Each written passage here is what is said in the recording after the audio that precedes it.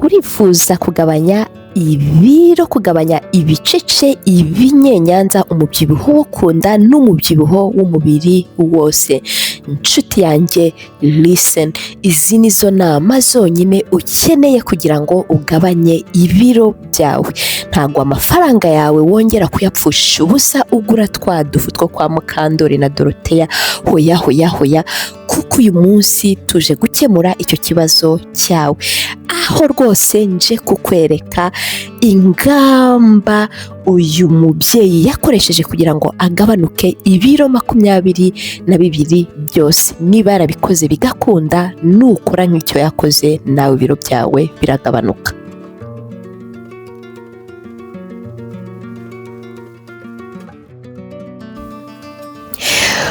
Uyu munsi noneho turajya ku gice cya kabiri cyo mu rugendo rwa Joyce rwo kugabanya ibiro, aho noneho tureba imirire myiza yamufashije kugabanya ibiro 22 byose. Niba rero nawe wifuza kugabanya ibiro, ushaka kumenya imirire myiza, karibu kuri iyi video. Igice cya mbere rero cy'urugendo rwa Joyce twavuze kuri discipline yo kugabanya ibiro ndetse no kwisobanukirwa, we ubwe akisobanukirwa akareba impamvu atagabanya ibiro. Tureba amakosa yagize kugira ngo ibiro byiyongere ndetse n'amakosa abantu benshi tugira kugira ngo twiyongere ibiro. Ahangaha noneho tugiye kwiga kurya neza bimwe bigabanya ibiro. Niba utarabonye igice cya mbere, ndakigushyirira hasi muri komenti ya mbere. Nyemerera mbanze nguhe ikaze kuri Aduhire Channel, aho rwose aha tuvuga ibijyanye no gukunda umubiri wacu, by'umwihariko tukavuga ku bijyanye no kugabanya ibiro. Nkuko tumaze kubimenyera rwose, abakunzi bacu, abakunzi b'iki kiganiro, twiyemeje no gutandukana n'udufu two kwa Mukandori, Mukansanga na Doroteya, twadufu ngo tugabanye ibiro. Hoya, ahangaha tuvuga ibintu siyanse yemera. Niba rero nawe ufite imyumvire nk'iyacu, karibu. Kandi niba ufite ikibazo by'umwihariko ushaka ubufasha bwihariye, ujye muri komenti ubisabe, kuko nimba ubyifuza hari groupe ya WhatsApp wabanamo n'abandi bavandimwe twiyemeje gukora ibintu bimwe. Niba kandi dusanzwe turi kumwe muri iyi groupe ya WhatsApp, unyemerera ujye muri komenti unshyireho udutima 2 cyangwa se wandikeho ngo turi kumwe. Niba kandi iki kiganiro kigushimishije, ushimishwa n'ibiganiro bya Aduhire Channel, ntiwibagirwe kubisangiza undi muntu wese uzi uri mu rugamba nk'urwacu rwo kugira ngo tugire ubuzima bwiza. Kandi ndagukunda cyane, wowe wiyemeje kwikunda, uri uw'agaciro gakomeye. Mu kwiga rero na Joyce mu buryo bwo kurya neza, twabanje kumenya ikintu kimwe gusa. Ikintu kimwe twabanjije kumenya ni ikintu bita carbohydrates cyangwa se carbs, mu rurimi rw'igifaransa ni les glucides. Impamvu twahereye kuri icyo ngicyo ni uko udasobanukiwe na carbs cyangwa se glucide icyo ari cyo, ushobora kujya uzifata nabi cyangwa se ukazirya nabi, ugasanga ahubwo nibyo biri kukubyibushya. Carbs rero ni ibintu umubiri ukeneye kugira ngo ugire imbaraga, ariho ibyo bintu iyo ubiriye ibintu biri mu bwoko bwa carbs, umubiri ubona imbaraga, ugakora ya sukari umubiri ukeneye kugira ngo ugire imbaraga. Ariko nanone iyo ya sukari umubiri uyikoze ikaba nyinshi, nibyo nanone usanga bitera kubyibuha.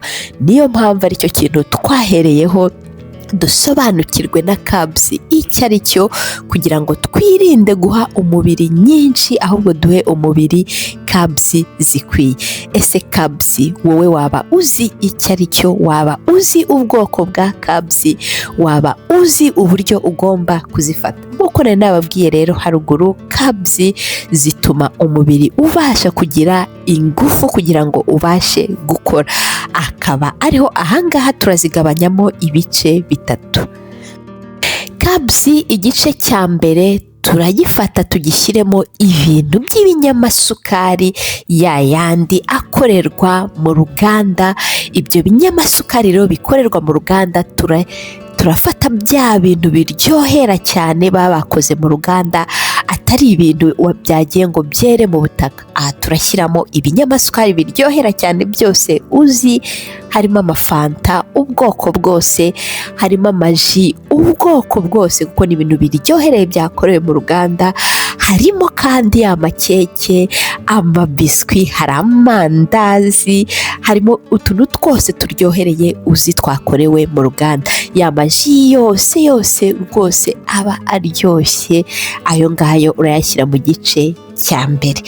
Ubwo ibyo byose byo mu gice cya mbere turashyiramo n'ibintu byakozwe mu ifarini yakozwe mu ruganda, nabyo turabishyiramo nubwo yenda bitaryohere nk'amasupageti yakozwe mu ifarine y'umweru turayashyiramo. Ubwo ibyo ngibyo nibyo by'amakabs biza mu gice cya mbere. Impamvu ibi twabishyize mu gice cya mbere ni uko iyo umubiri ubiriye biguha imbaraga nyinshi cyane kurenza izo ukeneye. Kandi ahangaha ni urugero, ushobora kunywa fanta imwe gusa ugasanga ufashe isukari nyinshi kurusha uriye yenda imbuto nyinshi. Ibi rero ni ibintu byo mu gice cya mbere. Igice cya kabiri noneho turashyiramo ibintu bifite isukari ariko karemano, ibintu byera mu butaka, byera hasi, badahindura mu ruganda, bifite isukari karemano.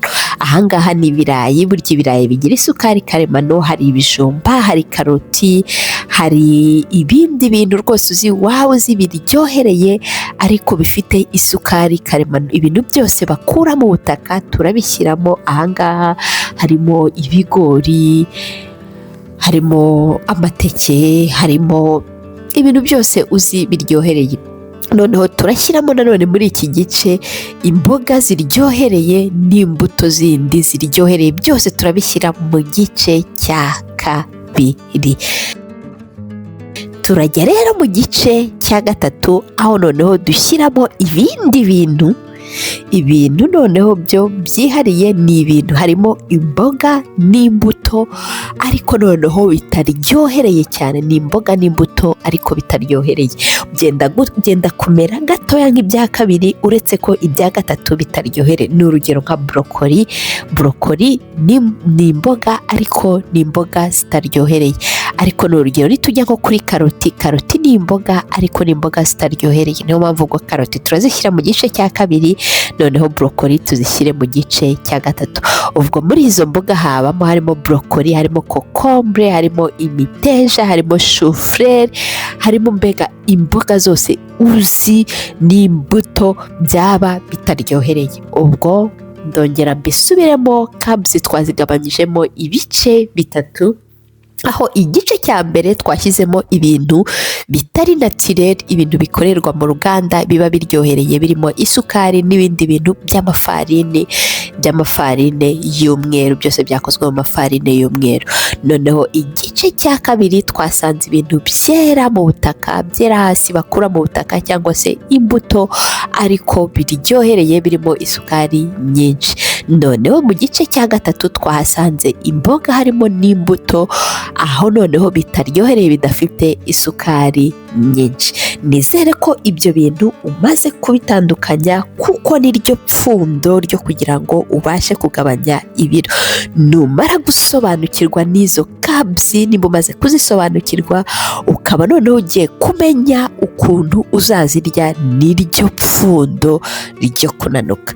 Ubwo rero nyuma ya Joyce tumaze kureba ukuntu ibyo bintu bitandukanye, twagiye kwiga ukuntu babirya rero. Ahangaha mu gice cya mbere ni igice cya mbere cyo kwirinda ubishoboye burundu mu gihe uri mu rugamba rwo kugabanya ibiro. waba udashoboye kubyirinda burundu ukabigabanya. Ubwo cya gice kirimo fanta, kirimo amagato, kirimo ya sukari mushyira mu cyayi, kirimo amakeke, kirimo amabiswi, kirimo amandazi, kirimo ibintu byose biryohereye bikorerwa mu ruganda, hakaba harimo nayo bya bintu bikorwa mu mafarini y'umweru. Ibyo byose ni ibintu byo kwirinda. Ubishoboye mu rugamba rwo kugabanya ibiro wabireka burundu. Fanta ukayireka ukayisimbuza amazi, ayo maji ukayasimbuza amazi. Noneho rero igice cya kabiri aho twasanzemo bya bintu byera biri natirere rwose, ibyo ngibyo ntabwo tubyirinda kuko umubiri ukeneye iyo sukari iri natirere kugira ngo ugire imbaraga. Ahangaha ni urugero mu kwarura kwawe. Nujya kwarura ibyo bintu byo mu cyiciro cya kabiri ntago uzarura isahani ngo uyuzuze. Ni urugero, nimba waruye ibirayi, nimba watetse ibirayi, ntago uzateka ibirayi ngo ubishyiremo karoti kubera ko ibyo byose biri mu cyiciro kimwe. Uraba ugiye imboga, utetse ibirayi birimo isukari nyinshi natirere, ushyizeho karoti ziriho isukari nyinshi natirere, ahubwo uzahita ujya ku gice cya gatatu ushyireho imboga zo mu gice cya gatatu, yenda ushyireho brokoli. Ubwe utetse ibirayi ushyizeho brokoli, noneho ahasigaye uzashyiraho n'ibindi, uzashyiraho na poroteyine, ariko poroteyine zo ntago turazivugaho. Ni ukuvuga ntago uzateka ibirayi, guteka ibirayi mu biryo watetse habe hariho n'umuceri cyangwa se habe hariho n'ibigori. Hoya, uzakora ku buryo nufata kabzi, muri izi kabzi za kabiri nuzifata uzahitamo kabzi imwe gusa ku isahani yawe. Ubwo ntabwo uzafata ngo isahani yawe iriho ifiriti, iriho umuceri, iriho amasupageti. Oya, nimba hariho ifiriti, nimba hariho ibirayi haba hariho ibirayi. Ifiriti yo nari nyivuze, kandi ifiriti yo kubera ko amavuta haba harimo amavuta menshi, yo ni byiza kuyireka. Ariko nimba hariho ibirayi bitogosheje, haba hariho ibirayi bitogosheje, umuceri ni umuceri, ibijumba ni ibijumba. Ntago izi kabzi uzahitamo ebyiri ku isahani imwe. Oya. Noneho ikindi cya kabiri, nujya kuyo hasi rwose uzafata ibyo birayi ushyireho brokoli biremewe. Uzafata ibyo bijumba ushyireho imiteja, ushyireho cyangwa se shufurere, biremewe. Aha kuri kabzi zo hasi ho ushobora gufata kuzivanga, ukavanga byinshi, byo rwose nta kibazo. Noneho ubwo nimba umaze gusobanukirwa na kabzi, ku gice cya kabiri niwarura uzarura 1/4 cy'isahani yawe. Noneho ku gice cya gatatu niwarura uzarura 1/2 cy'isahani yawe. Aha ndaguha urugero, niba isahani yawe iriho umuceri, ibishyimbo, yenda na brokoli, ubwo 1/4 kizaba brokoli, 1/4 kibe ibirayi, noneho 1/4 kibe ibishyimbo. Rwose ndongera mbisubiramo, ku gice cya kabiri ibintu bifite isukari karemano niwarura isahani uzashyireho 1/4 cy'isahani. Noneho ku gice cya gatatu niwarura isahani uzashyireho 1/2. ubwo ukeneye ku isahani yawe hakeneye kuba hariho imboga nyinshi zidafite isukari nyinshi, cyangwa se imbuto nyinshi zidafite isukari nyinshi. Noneho kuri kabzi zifite isukari karemano hakajyaho nkeya, 1/4 cy'isahani. Nizere rwose ko kuri kabzi muzisobanukiwe neza, kuko niyo ntandaro yo kugira ngo umuntu abyibuhe cyangwa se ananuke. Niba wasobanukiwe na kabzi, isahani yawe uzabasha kuyishyiraho ibintu by'intungamubiri. Tumaze rero kumenya kabzi, twagiye nanone ku kindi kintu bita poroteyine. Dusobanukirwa na poroteyine, ingano ya poroteyine umuntu akeneye uko ingana. Ese kandi we waba wibaza poroteyine ukeneye zingana gute? Ese ubundi umubiri wawe uzikeneye buri munsi kugira ngo ugire imbaraga, ugire ubuzima bwiza? Nicyo noneho tugiye gukurikizaho uburyo twize neza tugasobanukirwa na poroteyine icyo ari cyo, n'uburyo zizagufasha mu rugendo rwo kugabanya ibiro. Poroteyine rero ni ingenzi ku mubiri wacu kuko zifasha umubiri kwiyubaka, gukura neza, imitsi igakura neza, ugasanga ufite umubiri umeze neza rwose, maso zimeze neza, kandi n'iyo uri mu rugendo rwo kugabanya ibiro bituma udasonza buri kanya iyo urya poroteyine. Iyo udafata poroteyine rwose usanga ukanyarara, wanata ibiro ukajya usanga urumagaye, ugasanga ufite inda yakwedutse nk'iy'abakecuru, mu maso ukajya ubona urashaje kandi ukiri mutoya. Niyo mpamvu hari abantu bagabanya ibiro ugasanga bari kugenda bamera nk'aho bashaje mu maso, nuko baba barya poroteyine zidahagije, cyangwa se nanone ugasanga bari kugenda bagabanya ubudahangarwa bw'umubiri wabo kubera kutarya poroteyine zihagije. Ni ngombwa rero gufata poroteyine zihagije niba ushaka kugabanya ibiro, kandi ukagabanya ibiro ugumana rya toto ryawe ariko uguma ugasa neza. Ariko nudafata poroteyine rwose uzasanga ubaye umusaza cyangwa se umukecuru wari ukiri mutoya. Poroteyine rero ahangaha twazigabanya mu bice bibiri: iziva ku nyamaswa ndetse n'iziva ku bimera. Iziva ku nyamaswa turasangamo ubwo ni inyama zitukura ziva ku nka, ku ihene, hakabamo n'inyama z'umweru ziva ku nkoko, ku bishuhe, hakabamo kandi turazishyiramo nanone amagi. Ntago turi buyibagirwe, ntago twibagirwa amafi, ntago twibagirwa za ndagara zacu rwose, ntago twibagirwa, hari poroteyine ziba mu mata, hakaba poroteyine ziba muri foromaje n'amayawurute meza atabamo isukari, hakaba kandi izindi poroteyine zo mu gice cya kabiri ziva ku bihingwa, aribwo twashyiramo ibishyimbo, tugashyiramo rantiye, tugashyiramo soya. Muzi ko soya, muri soya ushobora gukoramo tofu, hari abantu bakora tofu rwose iryoha cyane, izo nazo ni poroteyine nziza. Hakaba kandi n'izindi poroteyine dusanga mu tugrene, harimo burya ubunyobwa bubamo soya. Niba ufashe isosi y'ubunyobwa irimo indagara, uba ufashe rwose poroteyine zimeze neza. Ntabwo poroteyine ziba mu nyama gusa, hoya, urumva isosi y'ubunyobwa n'isambaza na twa tujanga twa tundi rwose tumwe dutoya, haba harimo poroteyine zimeze neza. Rero urumva ko poroteyine ni ingenzi, buri funguro ryose uriye hagiye haba hariho poroteyine zihagije. Nudafata poroteyine rwose, ndongera mbisubiremo, uzasanga wananutse, usa nabi mu maso, usa nabi ahantu hose, ukanyaraye, umeze nk'umukecuru. Ariko nufata poroteyine uraba uri gutuma unanuka, ugumana itoto ryawe rya rindi rwose ry'abajene. Noneho rero wambaza ngo ni gute wafata poroteyine, ingano ya poroteyine? Hari ukuntu ushobora gupima uvuze ugendeye ku biro byawe, ariko ibyo ari byo bigora abantu benshi. Mu kwarura isahani yawe, ujye ufata isahani yawe ushyireho 1/4 cya poroteyine. Nka videwo twabonye igice cya mbere cy'ibintu cya kabzi, twabonye ko ugomba gufata kabzi, za kabzi zo mu gice cya mbere, harimo ibirayi, ibijumba, ibitoki n'umuceri, ko ufata 1/4 cyabyo, noneho imboga ugashyiraho 1/2. ubwo poroteyine zaje turashyiraho 1/4. poroteyine zingana na bya bindi, na za kabzi turi bufate, za kabzi zo mu cyiciro cya kabiri, noneho imboga zikaba 1/4. Isahani yawe rwose ujye wihangana uyigabanyemo inshuro 3. poroteyine 1/4, kabzi ziriya zo mu cyiciro cya kabiri 1/4, noneho n'imboga zifite kabzi nkeya 1/2. Nuko rero uzagabanya isahani yawe, ariko hari ikindi kintu kimwe gusa utagomba kubura ku isahani yawe. Ikindi kintu Joyce yize akiga, amenya ko umubiri we ukeneye ibinure byiza.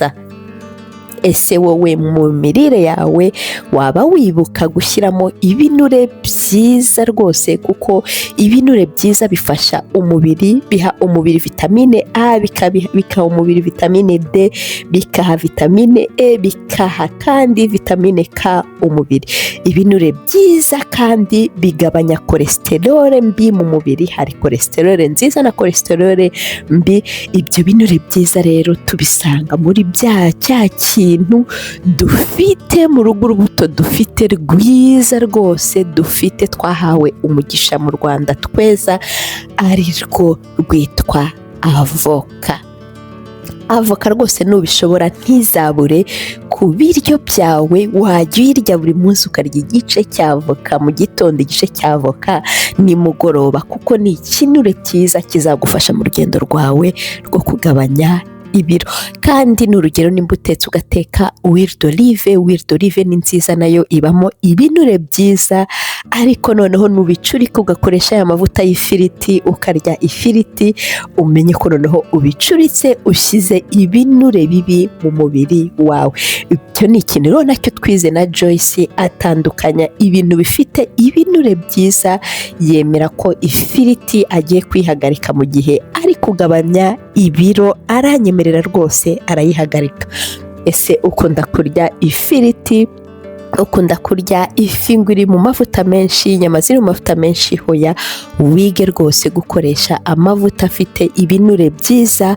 Hari amapanu rwose meza ufata ugakaba washyiramo ifi yawe ukayumutsa, utayishyize mu mavuta. Mubishakishe mubimenye, kuko na Joyce nibyo twamenye kubahiriza. We yari afite ifuru, yashyiraga mu ifuru ibintu bye, ariko utabashije kubona ifuru kugira ngo yumishe inyama ze, yumishe inkoko ze, yumishe amafi ye, ashake ariya mapanu ushyiraho. Rwose abantu turi kumwe muri groupe nabonye baragerageje gusharinga ahantu babigurira mu mujyi, bagurira ayo mapanu. Niba nawe wifuza kuhamenya, ubwo uraza kubibaza abandi muri comment, barakurangira ahantu wabonera iyo pano.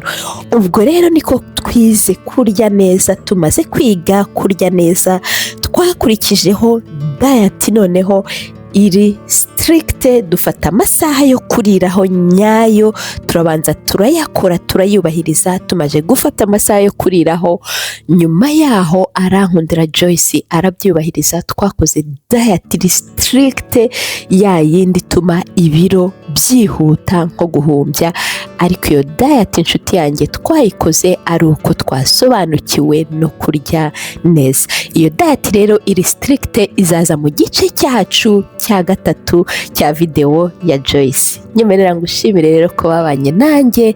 Niba video wayikunze yagufashije, ushyireho like, uyisharing n'abandi bantu bose, umbwire uko wabibonye, utanga igitekerezo, utanga inama, video wifuza, kandi nimba wifuza ubufasha waza kubusaba hasi muri comment. Bye bye, bisous.